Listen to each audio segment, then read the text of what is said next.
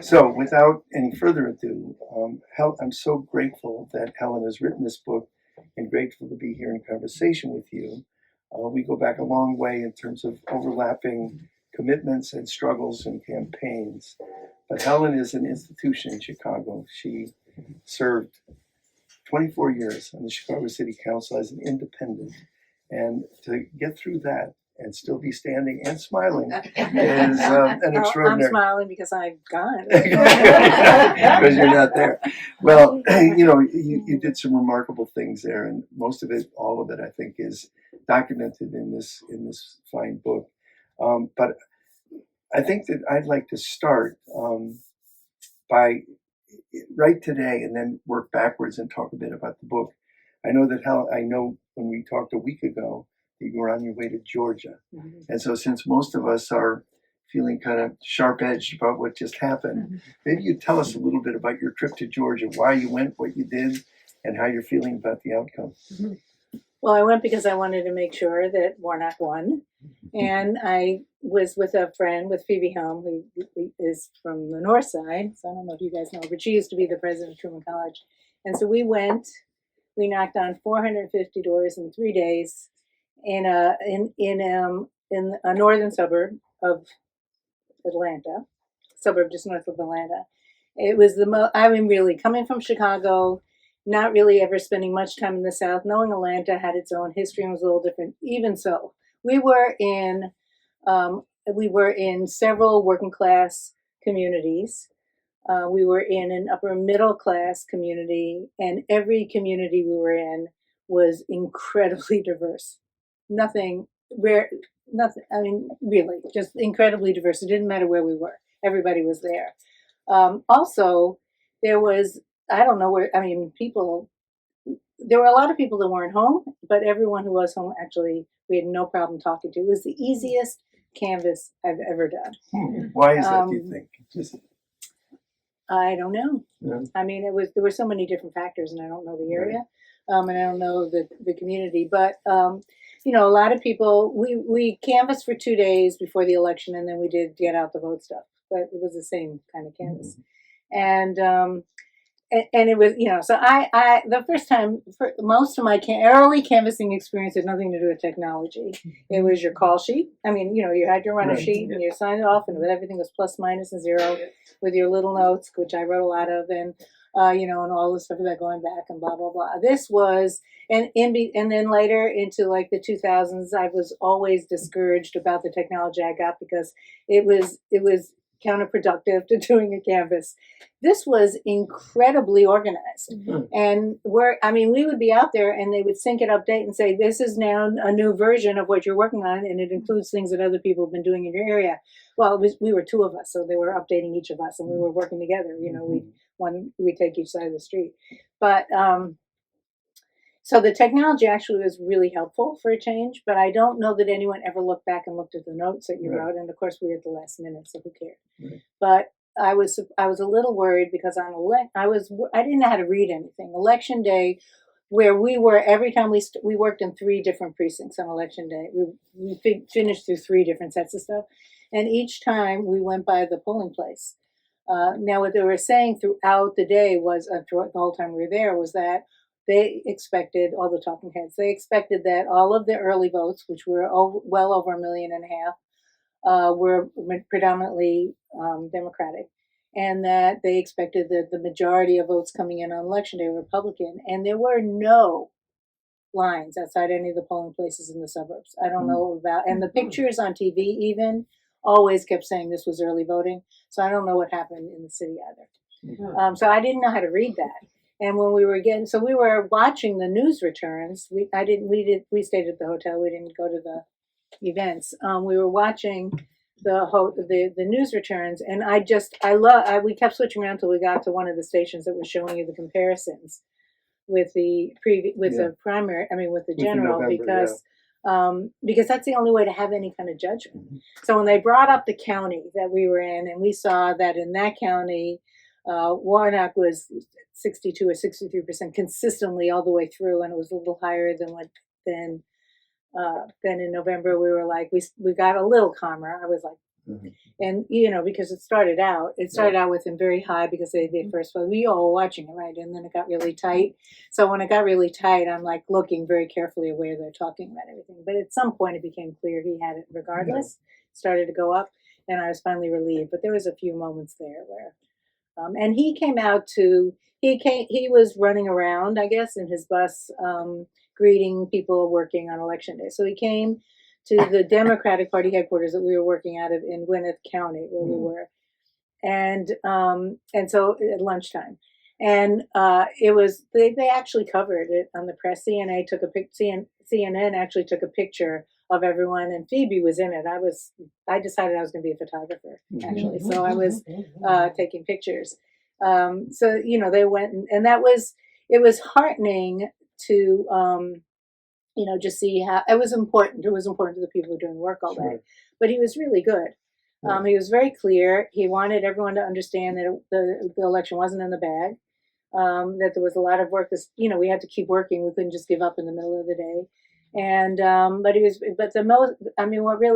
the most important thing he said for me at that moment was that his job was to represent and have heard ordinary people and find solutions, which of course is one of my things. So I really truly appreciate that. Yeah. But one of the interesting things to me, and we do get caught up, and we were caught up and very relieved at the outcome. And he seems like a really authentic and decent guy. For his whole background speaks to very good issues. But you've been an activist, an organizer, and a politician.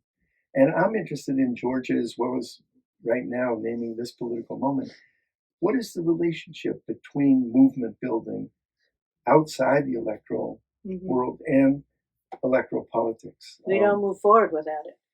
So without the mass movement. No, not at all. I mean, I think that and actually let me just decide on Tuesday, we had planned to come back later in the day on Tuesday in case they needed some work done on perfecting ballots and stuff like that, but they didn't need us, so we went to the museum instead. Nice. And I was really struck by the way in which it's there's a museum campus there for those of you who haven't been there. So this is the Civil and Human Rights Museum is on the same campus as the Coca-Cola Museum, and what's the other one? It's a third one. It's a sports one, and the thing about it is that that's kind of. It seemed to me that was sort of the way Atlanta was. And all the struggle that had gone on in Atlanta, that it harkens to me what Harold used to say about that he needed 20 years to have any kind of impact on institutional racism and institutional corruption. And I think it's important to start there in terms of these things that we're talking about are really prolonged struggles that require a huge amount of change in not just policy, but in implementation, which means we have to win over and change people's hearts and minds, which, internalize those changes. And that takes time. And that's something that has to be a constant process. And we don't do it overnight, and we really do it step by step. But also when you look at the dynamic between organizing and between elected office, that the policymakers in any situation, I don't care if it's a political one or in a college or in a university or any institution, any department, that the change only comes when people not only have the leadership and the guidelines and the policy for change, but are going through a process that really also changes them. And you can't do that unless there's a constant demand. And as an elected official, when I was an activist and I would confront elected officials, I would say, just do it. They'd say, we don't have to, or whatever, you can't do this. It's not. We'd say, just do it.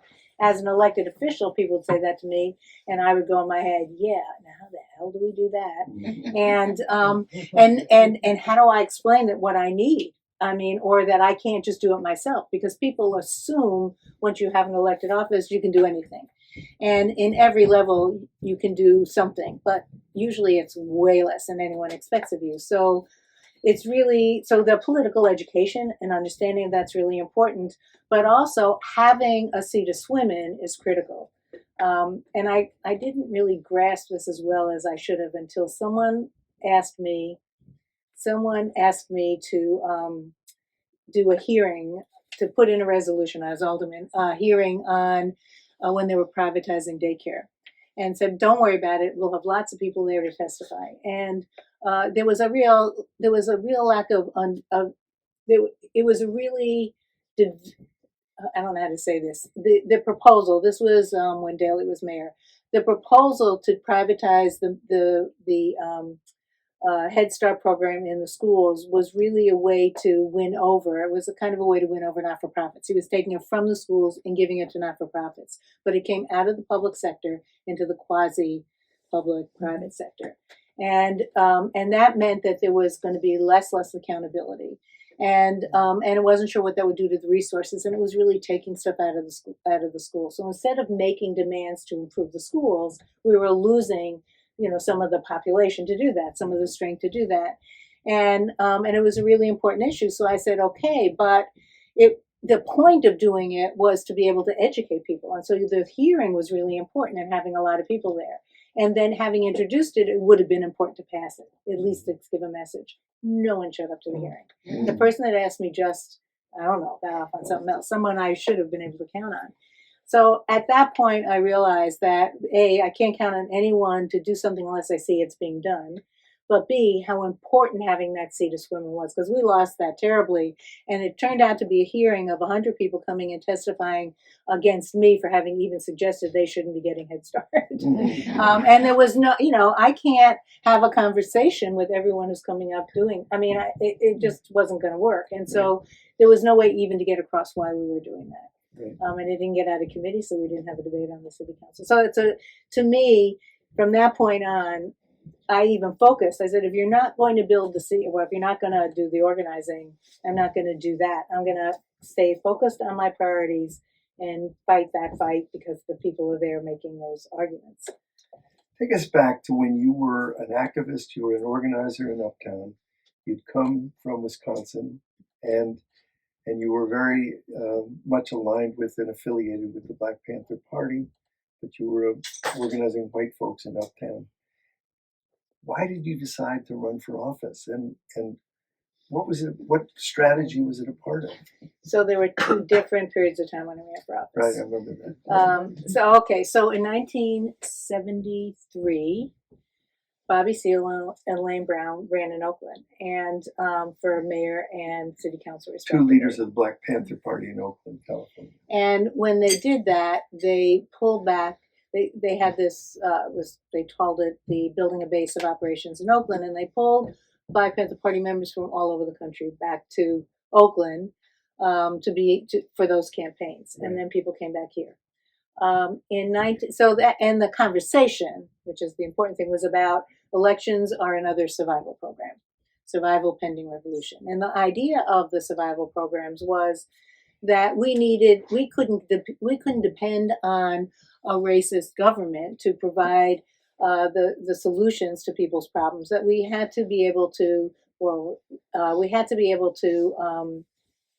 to show up, to do it for ourselves. So it wasn't a program of doing service to people or doing something for people. It was a program of organizing people to be engaged in a process of addressing their own needs and solving their own problems.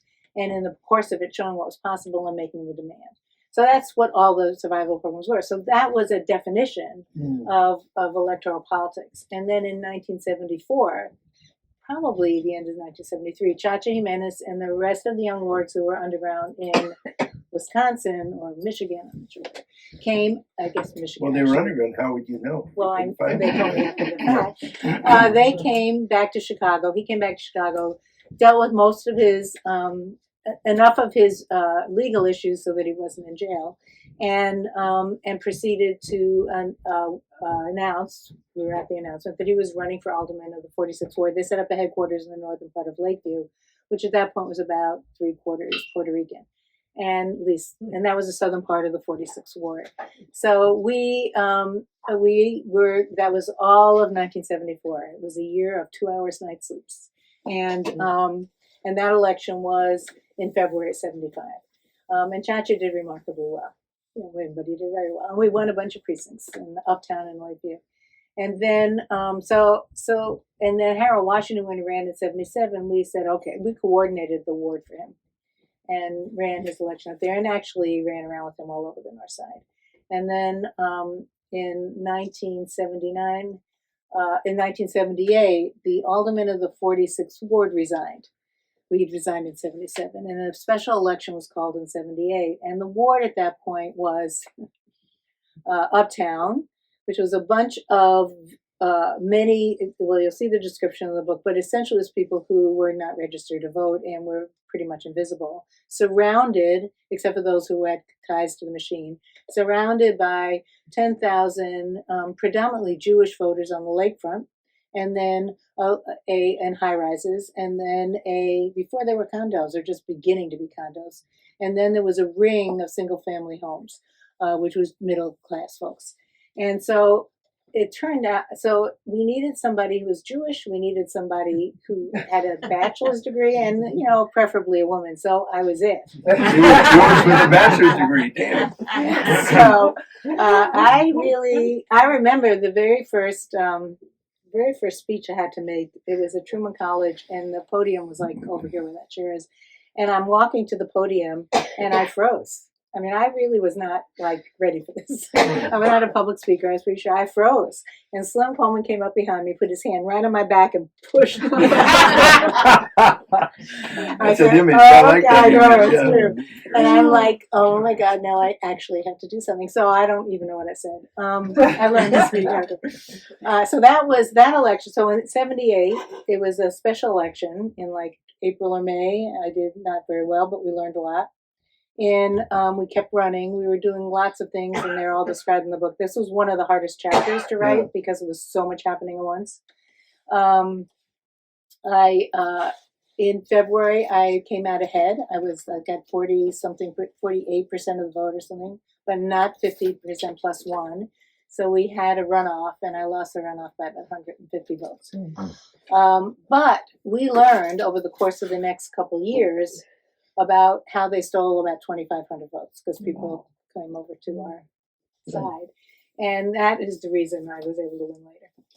But that was the first one. But you were also embedded in a social movement. You were embedded in an organizing strategy. It wasn't a separate event. No, and it wasn't me. And it wasn't an individual event, right? Yeah, this was, I think the interesting thing about this, which is important, is that often when I've thought about this, I was very insecure about the whole thing, and I was insecure about becoming the alderman, which I didn't know what that meant at that point. We had done a lot of work about voter registration. We knew I'd done this whole analysis, and we took all the people that were eligible to vote in the ward. We identified, by age and where they were and how many people in every apartment, and used all the demographics, and figured out that, and then looked at who had voted, and figured out that literally 17% of the potential voter population had elected the former alderman. Right. So we did a lot of voter registration, which we had actually started doing in 1973 as a part of a campaign against police brutality and to establish community control. And the Black Panther Party had been working all through the beginning of 1973 to develop an ordinance for community control police, which I still have the copies of. Nice. And we had a conference. They had a conference at UIC in June of that year, and the plan was to launch a campaign for community control. So we were doing voter registration all through that, and we just kept doing it. So then we went to our charges, and then we kept doing it even for my stuff. And we would get into, because it was a way we needed support. One of the things that we were dealing with, you couldn't do anything without the machine right there behind you. So you had to be building support. And we were engaged we had proven that even though we had an Uptown health clinic, we had at least 100 or 200 somewhere. I don't know if I have the number in the book, but a huge number of storefront clinics that were, they were just welfare mills, that people weren't getting health care. And one of the particular problems we faced, or people faced in the community, was black lung, because there were a lot of people there from Appalachia. But it wasn't the only problem. There was there was constant problems with lead poisoning, with salmonella poisoning, with heart disease and diabetes, and everything that we know. Our infant mortality rate in Uptown at the time was 25%. It was crazy. So we were demanding. We wanted a clinic. And it was suggested to us by Quentin Young that he could work with us to do it, and we got Houghton, even though they were fighting to work with us, who was the head of the Health and Hospital Governing Commission. But we needed to be able to get resources, so we applied. So I did a study to prove that even though on appearances we had all this health care, we were actually a medically underserved area, and we proved it. They gave it to us. In fact, it was the first community in the city that got designated as a critical manpower shortage area. So this is the same time we're demonstrating against the Board of Health for all their health policies. And we get this, and they call me up and ask me if they can adopt my research. Nice. Like, sure. Nice. Anyway, so that was going on at the same time we were running the election, and what we did constantly every time we had an event was a health fair to be able to prove, we had people actually responding directly. And I can't remember why I started telling you that story. Well, one of the things I want to underline about what you're saying is that good organizing does involve mobilizing people. It involves real research. And one of the things I sometimes feel we need to double down on today is serious research, serious study, so that we know what we're talking about, and it's not just a vague idea. And that's something that you did with the health, but you and others also did it with policing. And it's interesting to me, I reread recently the Black Panther Party 10-point program, written over 50 years ago, and it's as relevant today as it ever was. And it's at the back of the book. Yeah, and I know, and it hits all these issues directly, and those were the issues that you were mobilizing around. But that's because they really come from real people's lives. Yeah. So yeah, we have to know all the stuff like you say, but it all really, the foundation for that has to be the reality of people's lives. Right. And I think that was really the key issue always. You were a housing organizer for a while, no?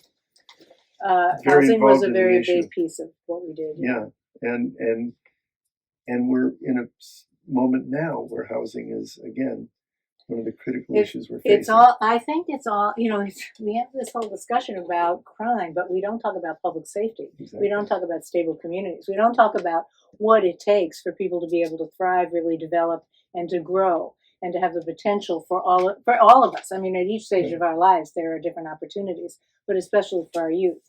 And for me, always, I mean, in Uptown, it was a no-brainer because there had been because the whole plan, the way in which Chicago did development in those days was so highlighted there, and yet people were still fighting so hard. So we had the city come in with a series of proposals for developments that were supposed to benefit the people who live there. First the college, then the health center, the Uptown Health Center, and then this middle school that was originally Arise, now Uplift. And all of those were supposed to benefit the people who lived there, and to each of them, the effect was they were put on the very place where the people they were supposed to serve lived, so they were being forced out. So, but everyone in Uptown who was living in Uptown in 1972, almost to a person, had been displaced from somewhere else. Mm-hmm. So once anyone was talking about let's fight displacement, they were like right on board. It wasn't like you had to explain to anybody what was going on. They knew it. And so it was the potential there to create such a diverse group of people to be engaged. They may not have even ever wanted to cross each other's paths or be in the same room with each other, but they got there because this was a fight they all agreed on. And always related to all these other aspects of our lives that destabilize our families and our households. So I think it's the core of it. You cannot deal with, to deal with crime means to make people victims and to blame the victim. And what we need to do is demand real public safety, which is stability in our communities and access to all of the resources that every single one of us needs to have a full life. Right. In the city council, I have a zillion more questions, but I'm going to ask two more, and then I want to open it up. Helen and I agreed early that everyone should be able to get into this conversation. So I'm using my monopoly power for just two more questions. And one is, as you're in your 24 years on city council, as an independent, fighting the machine often, growing out of this Uptown organizing, what were some of the victories that you feel most satisfied with? And what on your agenda never got to where you wanted it? Well, the first thing that never got to where I wanted it was the police. Yeah. There's changes. Have to be some changes, but for the most part, every single change was illusionary, as Right. far as I could tell. Right. And I was started really focusing on one of my discussions. I was really focusing on the because I focused on the budget, so I get sometimes caught up on how much money we're spending, and the amount is crazy. And I made the point that if we had just taken all of the money that we've been paying out for civil cases, for settlements, for settlements yeah. and for judgments, yeah. the judgments are even worse. Yeah. That because it's not just the judgments, but we've been paying outside attorneys. So between all of that we would never have to have raised the property tax in order to pay for the pensions, because we'd have had more than not even enough, not just enough money to pay for the pension deficit, but for other things. Schools. Yeah. So number one, number two. But my son made a point, which I think was very well taken, that that's really not the heart of the problem. It's just something that it reflects what the problem is, and that the heart of the problem really is this question of public safety. So I think it's really important, and we did not do a lot with that. We are now in a situation, I think, where it doesn't serve anyone. But when it's in the public domain, it's like it's a conflict. It's a conflict between the people that are saying we do not want police misconduct, and we want to be able to feel safe walking down our streets and not afraid of what the police are going to do, and we don't want them doing stuff they don't know how to do, so they're doing it poorly or harming themselves and ourselves. We want a situation where, so that's one side. Pitted, I think, in the public discussion, especially from the media and some of our elected officials, where the other side is, look at what all this demonstrating is doing to the police, and blaming those demonstrations on the poor morale in the police department, when obviously if you've got a department and you have someone in charge of it, they ought to have some responsibility for the morale of the people who work for them. So I think that we have this false dichotomy that exists that we need to redefine, and we need to win people over in understanding that change in definition. There's people out there fighting. I'm not putting it on them. I don't think they're I love that these things are being raised. I love that more books are being written. I love that there's more discussions, and we need to broaden all of those in order to really create a challenge or a demand that's really met. So, we have this new structure that's being put in place that's already receiving resistance, as far as I can tell from the administration, and there are people running for office, but there weren't enough people that applied, and we don't, so it's going to be a fight and a struggle, and it was already undermined in terms of before it was passed, in terms of some of the things that they can do. So it seems to me that organizing around, once we win something, we in the bigger sense, those of us who support changes, whether we're right there in the middle of it at the time or not, once we win changes, it's equally as important to make sure more and more people not only understand it, but are engaged. We broaden the umbrella of people being engaged in making that change. And I'm fearful that that's not happening. So I think we need to do it. I mean, it's not too late, right? There may not be all those elections completely full, and there may be split with people who, quote unquote, according to the news articles, support the police or support community control, or some kind of responsibility, but the accountability. But I think that all of this is just one step early on in a fight that's really very, very critical and important for us to be engaged in. No, I feel so lucky to be in Chicago, and I feel the last several years has been such an exciting time of organizing and activism, from Black Lives Matter and the Let Us Breathe Collective to Undocumented and Unafraid. Yeah. But I'm curious also if your engagement with the progressive wing of the Democratic Party or the independents. I think that 25 alder people are stepping down right now. Is that not correct? quite that many? I can't remember. It's 15, I think. Yeah, I think it's 15. But there could be. You have to see what the elections happen with the other 10. But yeah. And then the mayoral. There's 3, I think, that just got reappointed this year. So I see. And the mayoral election is happening, and there's a fairly substantial progressive wing in the city council, right? much more than you had, certainly. Yeah, You well, know? yeah, intentionally progressive. Yeah. Yeah, I mean, it was a different dynamic because we had the opposition to Harold that we had to deal with that Right. really represented the core issue of race. right, And so that was really important. But that's part of what this is a process of Right. change. right, And at the core of it, for me, is always the color line. right. So the fact that the leadership that now exists is able to be there built on what I think happened during the 80s.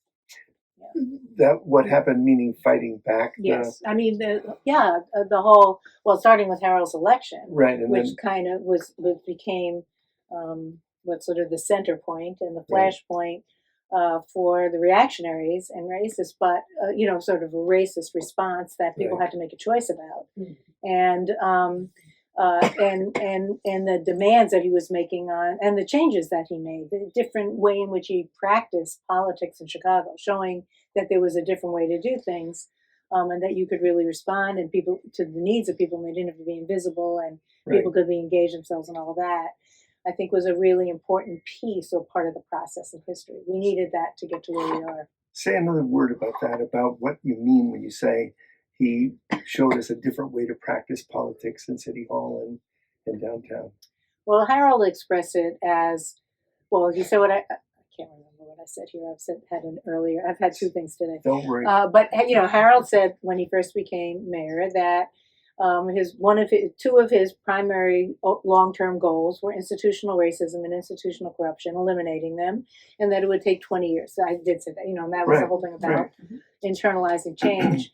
But he was very focused, and the other thing he said was, there's going to be a fair city, whether you like it or not. Essentially, he said something like, "I'm going to bring fairness down, whether you want it or not." And then he proceeded, because he was such a good politician, in being able to get things done that proved that even in the wards where the aldermen were his opposition, Right. and do things that we had never done before. So he did stuff like getting resources through the first GO bond into every community, but he also, so I think it was still true when Byrne was, a few things that as I recall. One is that on housing, Byrne had, for every housing that was created that was affordable, the city spent $3 to every private dollar. Ron, correct me if I'm wrong. When she was mayor, Jane Byrne. Jane Mayor Byrne. Jane Byrne. Harold yeah. turned that around, completely turned it upside down. So that under him, for every dollar the city spent, there was $3 that we brought in from other governments, mostly from the federal government, I think. And but I mean, for private developers, sorry. I mean, it was other money, and it was a complete switch of the ratio. Harold, there had been, I think, when the community development block grants and I forgot the name of it, the money that JGPA, the money that was available for job training, all of the money that came in block grants from the federal government when he took over, there was a total maybe of somewhere between 25 and 50 organizations, not-for-profit organizations, that got access to those resources almost immediately.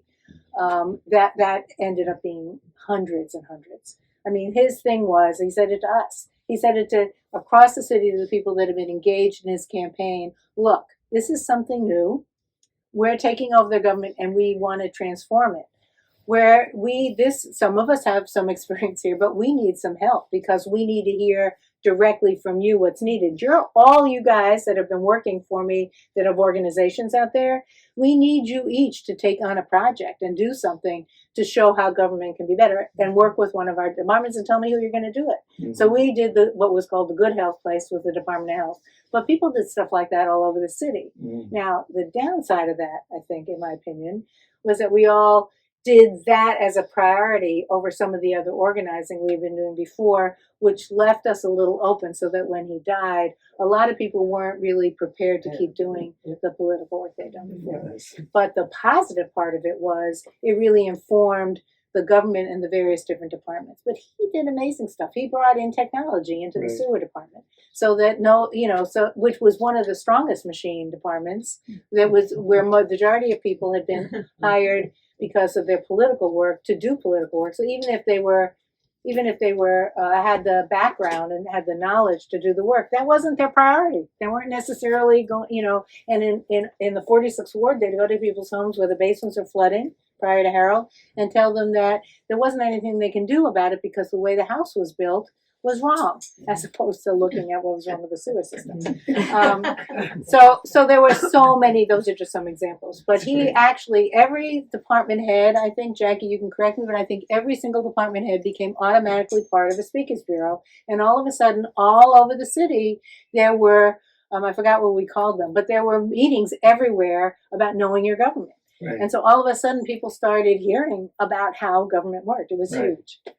We're coming up on a mayoral election, and maybe say a word about where we are now in Chicago and what is to be done. Well, one of the things that I recall when Harold was running was that one of the things he said when he talked about the budget was that we have to stop taxing people by taking money out of their back pocket.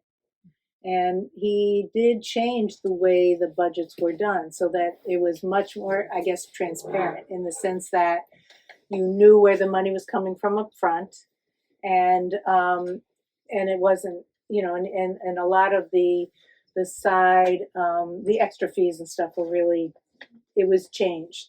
No, that's not. I mean, I think today it's a tough city to live in. Things are very expensive. This is built over time. It's not. Yeah. I mean, Daley did some of it. Ron did a lot of it. They all did something of it, and it's certainly been going on. I mean, this latest speed tickets. It's crazy what people have to spend to live in the city, and it's just getting worse. So I think there has to be a real focus on addressing that, not just the regular old, same old. Things are expensive. We can't help ourselves. We just have to do it. That always ends up just meaning we're always going to be blamed. You're asking for too much. That's the message. Yeah. And so we have to look at what's efficient and what isn't. That's why this whole discussion about the police is so important. We have to look at where we're spending money and if that's the best and what it is that it's supposed to be accomplishing. And is that the best way for it to be accomplished? Mm-hmm. And we know for, 15, 20 years now, we've been screaming, at least 20 years, that when the first salvo against mental health services being the responsibility of the city was the closing of the CEATC, Chicago Addiction Treatment Center, which was so successful and so effective. And it was closed shortly after, so early 90s. And that was the first salvo. And we really tried to stop it. The aldermen that were still there, who had still been part of the Washington coalition, who hadn't fallen off, but we weren't successful. And now it's been downhill ever since. And, it's crazy. Let me just give you one example why this is why we even having this conversation. If you are in the city of Chicago and you attempt suicide and you end up in a hospital, someone takes you to the hospital, in every part of the city, there is, I think, a not-for-profit, but there's some organization that does mental health that has the responsibility to come and visit you wherever you are. So they come to your home once you've gone home to make sure you're okay. That is a contract with either the state or the city. I honestly don't know who. But it's a contract and it happens and they do it. Now that means that there are mental health workers that are not afraid to go to people's homes when there's a crisis. They know there's been a crisis, they go to the home. They're trained to do that. Why is that a big issue? Why aren't we doing that? Why do we think it has to be someone who's not trained, who has a gun in their pocket to do that? Why aren't we saying, let's ask the mental health service providers what it is they need and how they would organize a response to mental health emergencies? And some of them will tell us, those of them who have been in situations where they think there may be danger will tell us what they think they need, and then we can figure that out. But instead to say we have to do it this way when almost every time we do it there is some kind of violence that occurs it makes no sense. And then to say we're going to do it and then to be demonized for suggesting that there ought to be a change and labeled as being anti-police because you've done that is insane. It's not. That's just a way to make sure there's no change. And that we leave the status quo the way it is. Is this question going to be on the agenda of the mayoral election? Is this going to be a top level issue? Well, I don't know. I mean, the last election, it wasn't. It wasn't. Well, mental health was, but not in this regard. Not related to the police. And when people talked about, so I think that this is a good example of where it's necessary to have a seat of swim in. That there has to be a conversation that's not a polarized conversation, so it has to be broader than just the activists. But we need a campaign. I think we should really do a campaign in the papers and elsewhere and do whatever we can to have the conversation about what makes sense in terms of looking at when things are working and aren't working. Right. Who needs to be involved in that conversation? What are ways that other people have done it? This is off the topic of the police, but when I read that in Houston, they'd housed 25,000 homeless people, I'm like, why aren't we talking about that in Chicago? Exactly. So I'm sure that there are similar things like that everywhere. But, it's interesting when the activists went out to the neighborhood where Rahm Emanuel's proposed building the cop academy, and they canvassed and they had 10 issues on a sheet, and they asked people, if you had $95 million, what are your priorities? The cop academy didn't make it above 10. I mean, that was the bottom of the agenda. Everybody wanted mental health, schools, parks, a zillion other things. You need a nourishing environment in order for our children. Right. We don't need police in the schools. We need a nourishing environment, and we need to give the teachers the tools that they need, not just in a classroom, but the moral support they need in the structure and way it works. We don't need multiple layers of bureaucracy. We just need to get somebody. You and I agree. I want to open it up and let's have a conversation. Yes. Okay. And please introduce yourself. My name is Robin Charleston. I worked for the city briefly under Harold Washington. But when you were talking about displacement and disruption of people's lives by displacement, it made me think about the breakup of the large public housing projects and what's happened or hasn't happened to the people since then.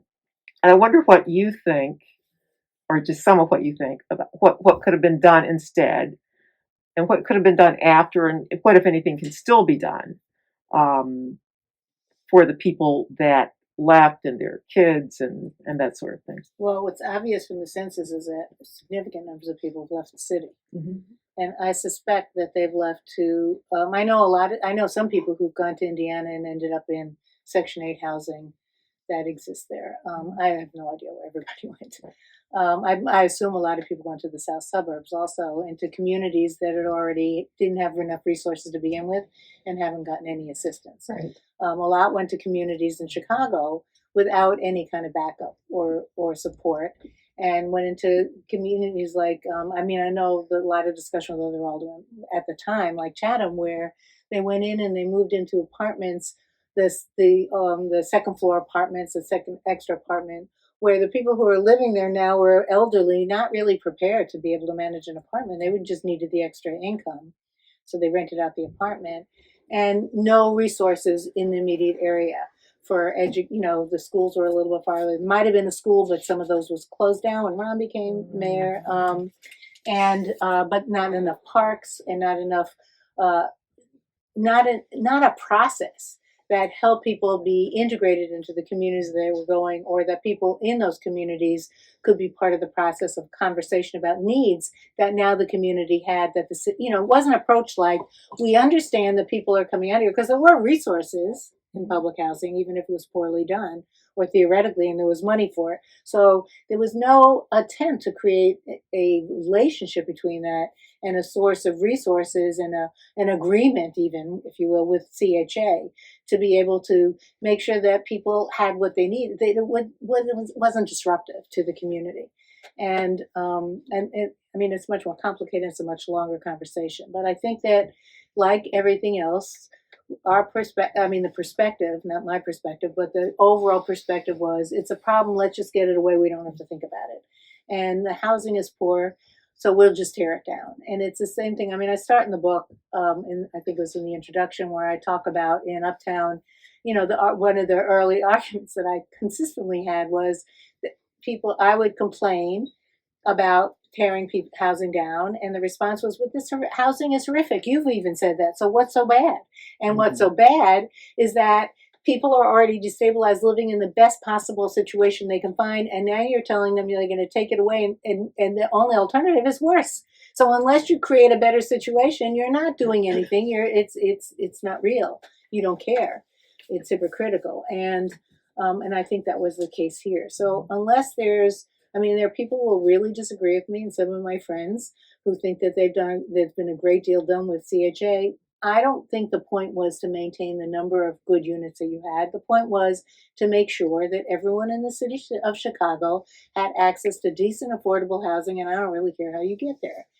And I say that as an elected official as well as an activist. And we just didn't do that. We didn't do it, and it was a huge struggle. We were able, I think, when I first became alderman, talking about, even when Harold was there, talking about affordable housing, that first summer when the developers did a whole campaign against me and went after me on affordable housing, most of my colleagues were terrified to talk to me about affordable housing, and really pulled away. And Harold and I talked about it, and he said, well, so what's up here, Helen, because you're really getting jammed. And I told him my perspective, and he said, great, we had a plan. He said, we're going to do that, but we'll focus on it in January after the election. After the budget's done, we start the new year. I think that there was going to be changes in who was doing what in the city government, and it was committed. But we had to get through that conversation. And I think that therefore there wasn't any kind of real will. He had a will, but there wasn't a will in the council. I had to work on that. And when he died, it would have been if he had lived, because everybody would have gone and, behind him, would have followed him. When he died, the first council meeting we had after he died, they killed a proposal that I had on the table. Gratuitously. They didn't need to. They just didn't have to call it up for a vote. They killed it. When we finally got an affordable housing ordinance in the late 90s, that was a real victory from my point of view. It wasn't solving all the problems, and it meant we now finally had a political will, enough of a political will to get some support for some money to do some housing. But throughout the 90s, the commissioner, especially in the middle of the 90s, no, it was like she didn't think that you should do affordable housing. So yeah. Susan Zesh. Just to follow up on that, right now, I just want to make a footnote. There's this very interesting proposal to raise the transfer tax on real estate transactions of over $1 million. And the city council, members of the city council under the direction of Lori Lightfoot, stayed away from a meeting that there couldn't be a quorum, so it couldn't even be considered in front of the council. That's right. Last night, I got a phone call. I'm one of the few people in the city who still has a landline for a supposed political survey, which was really a tirade against the transfer tax to tell you how horrible it would be. So that's an interesting issue to watch as a barometer of how different forces are lining up on the question of creating a fund by taxing the rich to provide more services and housing for people who are homeless. So that's not new. No, but it got closer than it ever has before. Yeah. But you're absolutely right. In 1991 or 90, I proposed that we have a city income tax because of all the people that live out of the city and work in the city. And I showed how if we did that, we could eliminate the property tax, the city's portion of the property tax. We'd have enough money to put a huge amount into affordable housing, and we'd have enough money to start a real recycling program. I still have all the stuff on it. And the response, so Ed Burke had the best response, which was, coming from him, you'll get it, was you can't do that because no one believes it will actually, we can't, first of all, you can't do it because the state legislature has to approve it. But secondly, you can't do it, giving his argument for what he would tell them, I think, is that you can't do it because no one's going to believe you're really going to give up the property tax, so you can't get support for it. And I'm like, just because you won't. The point was elected officials always lie, and I'm like, yeah, like you. But that was, they don't want to make that change. Well, of course, I didn't realize then how much money he made off of property tax. But that's the point. Everyone had their piece in it, but it had nothing to do with really serving the people or responding to people's needs. And we could have, if we had taken, the property tax is really regressive, right? It has nothing to do with what you earn. And there are people that come into the city every day that we spend a lot of money on. All the streets, there's so much stuff we spend money on for them in order to retain the infrastructure. So it makes sense. If you have a tax, and also part of the tax was to not start it until people were at that point. I think we were even talking about 20 grand, which is well over the poverty level. If you don't start taxing people, you only tax people who really have more wealth, and you tax them because they're using stuff here. By using that, it would have been huge, and it would have been much more progressive, and you wouldn't have had to worry about whether or not you could afford the development in your community, which would also have slowed down this incredible pressure on raising the taxes that people were paying, and it wouldn't have had any effect on the property value. So, I kind of gave it up. So I'm glad you raised that, Susan, because that was the one thing that kept being raised over the years for that. And there was never more than a half a dozen votes. So the fact that they got as close as they did, it indicates progress. And your point about paying attention is really important, because the more we can grow some kind of support for that and demand to the alderman, we might be able to get something like that done. And it's huge. I was wearing my Tax the Rich baseball cap in the supermarket the other day, and somebody said, I really hate that hat. And I said, what do you want to tax the poor? They don't have any money. It's like, what are people thinking? It seems like such a moderate. I think that people are thinking, I might be rich someday. Someday I'll be rich. Right. Yes, sir. Inspirational opposition. Is there any Your name. oh sorry, Corey Muldoon. Is there any connection between the work that you did in SDS and the work that you were doing in Uptown? And like, I know that the timing might not be exactly right. Not exactly right, but she was in SDS too, and her Okay. brother was also. So how did that movement impact your The student movement, the politics anti-war movement. as you? Well, I mean, clearly for me, the student movement, it's how I got involved in actual action. I mean, it wasn't like I wasn't thinking about stuff before, whatever, but it connected me to all of these other issues. It was really important. The other thing that I would say to that is that you embody this as well, but you were in the anti-war movement, you were an activist there, and you went to Cuba. And that movement was very, very much an internationalist movement. And I think you brought your internationalist perspective into your work here Totally. and into City Hall. Yeah, absolutely. So in 1968, in 1968, I went on a SDS trip, but I heard a funny story about this. Bernadine, that so I went on so I'm going to say what it is. I went on an SDS trip to Cuba. It was 30. The goal, the idea was that there were 30 white students. It was actually one Puerto Rican student, but the rest of us were white students, middle class students, going to chat the federal government, and you might know the details of this better. But the federal government, as I recall, had there had been 5 members, I think, of the leading members of the Black Panther Party from the East Coast and the West Coast that were going to Cuba through Mexico. They had been stopped by one or another U.S. intelligence agency, stopped, arrested, incognito for a few days, and then sent back to the opposite coast from which they came, which is whatever they could do to disrupt it. So SDS decided to, in your face, we're going to send a group and challenge you to do the same. Because they didn't, but so there were 30 of us, and we went through the same path. And on the trip, so that was the trip I was on, and all of what you just said was true about consciousness and awareness. But on the trip was a guy who'd been organizing in Uptown as part of Join. His mentor had been what's his face, the guy from the People's Church. Preston Bradley, and he got in. He sort of inserted himself into the movement, and I believe what I heard. He was on the trip, and he was later the guy that was Orbach's chief of staff, who was organizing sort of young white people into a gang called the White Rebels, and bringing political education to them of the Nazis and the Klan. And by then we had learned that he had been an agent. But what I heard, anti-Nazi stuff or pro-Nazi stuff? Pro, he was. It was Tom, a chap, right? Tom Osier. Yeah. And so there's a story. All these stories. That part of the story is in the book. But what I learned recently was that Bernadine was supposed to be on that trip, and something came up, and you couldn't do it, and he was your replacement. So I think Klonsky told me that recently. From heaven to hell. Yeah. We are being signaled that we're at the end of an hour, and so We didn't know what we said. we didn't do which one we said. We didn't take in a lot of We didn't take in enough, Yeah. for sure. We could stick around and talk, but we're going to end the formal part. And I really want to end with one question, which is, we referenced the latest iteration of the centuries-old Black liberation movement. We referenced some of the great work going on in Chicago. But I think we also all feel the winds of fascism and reaction and white supremacy blowing hard. And so I'd just like you to say a word about this political moment and how you sort it out. How do you think about it?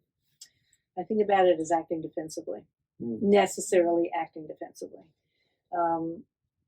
I started the book with a story about fascism, and I wrote the book out of frustration that there is the way in which the Democratic Party, both the, I started, there was a lot of conversation about writing the book since I was older. You know, all my people around me saying you have to write a book, and I wasn't ready. And in 2016, I was struggling with, well, I have all these photographs, maybe I'm going to do that. I went to, maybe I'll do a book about photographs. I spent 4 months in Cape Cod in the middle of winter, no one's anywhere around, in a little cottage that someone I'd gone to high school with gave me for the winter to stay in, so, you know, somebody was there.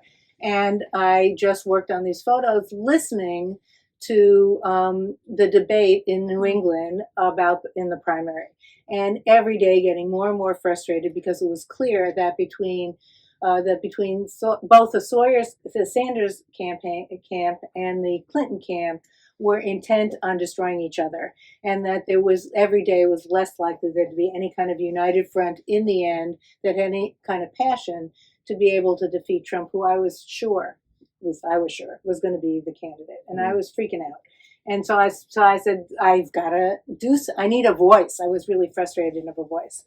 So it still took me a few years to start writing, but that was really the impetus. I think this is a really dangerous time, and I see too many parallels actually to the 30s. And when I was writing the book and kept going back and reviewing what had actually happened here in the 30s, besides the obvious fact that came to me was that everything that was done, on the one hand, everything that was done by the WP and everything else was really an attempt to co-opt the left and revolutionary elements in a very dire economic situation in the country. But the other side of it was that even that almost didn't pass. That every single thing that FDR did was received incredible opposition from the Republicans, and almost everything included an element that was a Jim Crow law. And in relationship to the South. There were limits on housing, limits on Social Security, limits on almost every one of the safety net items that limited access to Black people in the South, to the very things that were being given to other poor people. So it was, so that terrified me because it was so close. And here we are, and we're in the situation. And then we got the president, and then I had to write the book. So I think it's very serious. I think we need to act defensively. I mean, when people were telling me, and all those commercials were coming about Pritzker in the election, and I was on various different radio shows, it was the only thing I could say.